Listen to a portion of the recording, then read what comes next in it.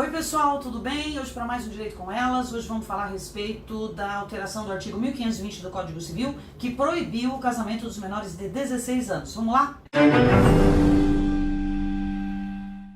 Bom pessoal, a Lei 13.811 de 2019 alterou o artigo 1520 do Código Civil. O que isso significa dizer? Nós tínhamos uma redação que dizia que, em casos excepcionais, o juiz pode autorizar o casamento dos menores de 16 anos em caso de gravidez ou para evitar cumprimento de pena criminal.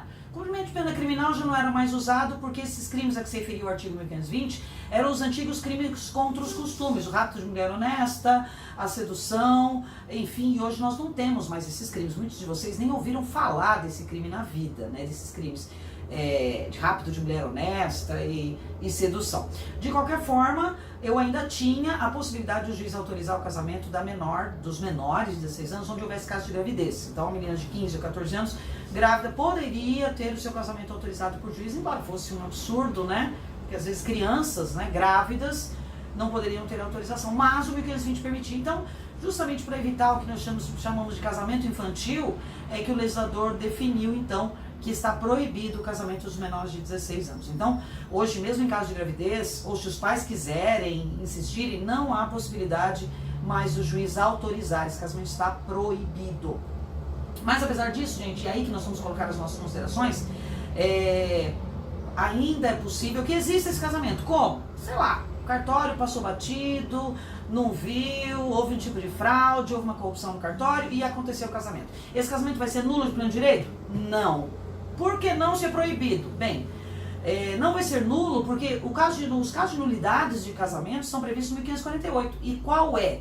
Depois da revogação do inciso 1º, com relação a quem tivesse problemas mentais, que não pode mais ser considerado nulo, nós temos a nulidade absoluta exclusivamente no caso dos impedimentos do artigo 1521.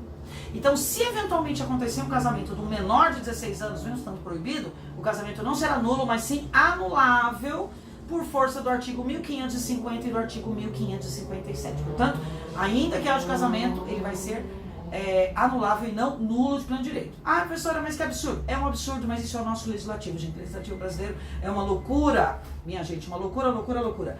Mas casamento, então, será anulável. Bom, primeira situação. Segunda situação.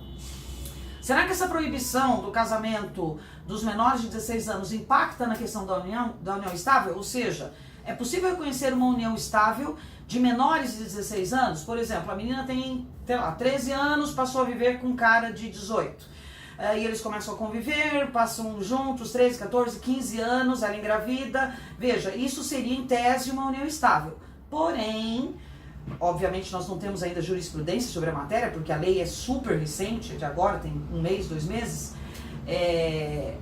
Nós entendemos, assim como a doutrina majoritária, que não é possível o reconhecimento de união estável de menores de 16 anos.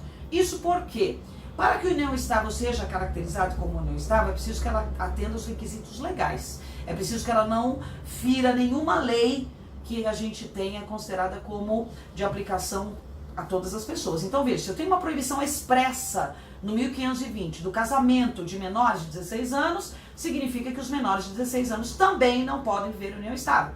E aí eu colocaria a proibição expressa do artigo 1520 e também o fato de que com menos de 16 anos, esses jovens não têm capacidade, não têm idade núbia, não têm possibilidade de definir a vida deles, somente com autorização dos seus pais. Então, eu não tenho como ter uma união estável que é informal, sem manifestação alguma dos seus representantes legais. Então, eu colocaria a união, aspas, a convivência de menores de 16 anos, moro-xório, ou seja, como se fossem casados, vivendo juntos como se fosse uma união estável, eu coloco como uma situação de inexistência jurídica. Eu nem colocaria como uma questão de concubinato, eu colocaria como uma situação de inexistência. Então não é nem nula, nem anulável, nem nada disso. Seria impossível o reconhecimento de uma união estável de menores de 16 anos.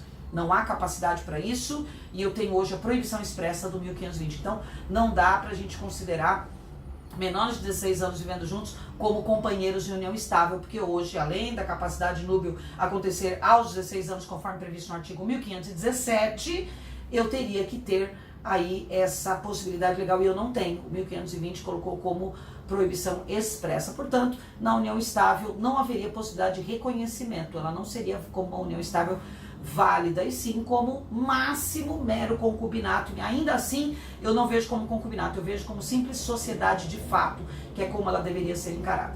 Tá? Então hoje a gente vai ter essa situação, lembrando que com a proibição do 1520 eu não tenho nenhuma alteração no casamento dos menores de 18 anos. Continua sendo possível o casamento dos menores de 18 anos a partir dos 16 anos, porque o 1507 coloca a idade núbil aos 16 anos, portanto, com 16 anos ainda é possível o casamento, desde que com a autorização dos seus representantes legais. Então, não ficaria afetada aí a capacidade núbil. Então, a idade núbil continua sendo aos 16 anos, sendo vedada o casamento dos menores de 16 anos. Lembrando que se ocorrer, o que eu acho muito difícil acontecer, mas vamos supor que aconteça esse casamento dos menores de 16 anos, por disposição expressa do artigo 1548, do 1550 e do 1557, esse casamento não seria nulo, e sim anulável. Isso porque o Legislativo não colocou nenhum artigo extra nessa lei 13.811 que mudou 1520. Então, gente,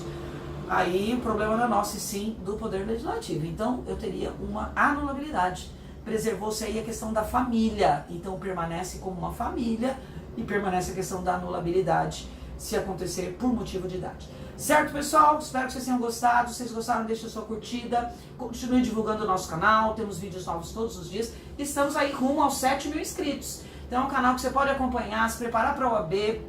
Se você é recém-formado, vai ter várias dicas para vocês, que nós temos aulas de processo civil, processo do trabalho, direito penal, enfim, você pode se preparar tanto para a sua carreira, para a carreira como advogado, como se preparar para o exame da ordem e para concurso. A gente está aí aberto a todos, inclusive para o leigo que queira saber um pouquinho mais a respeito do dia a dia, dos seus direitos, né, e do cotidiano nesse sentido. Combinado, pessoal? Então, não esqueçam, hein, com os 7.000 inscritos, contamos com vocês. Semana que vem a gente tem um novo encontro. Um beijo, até lá!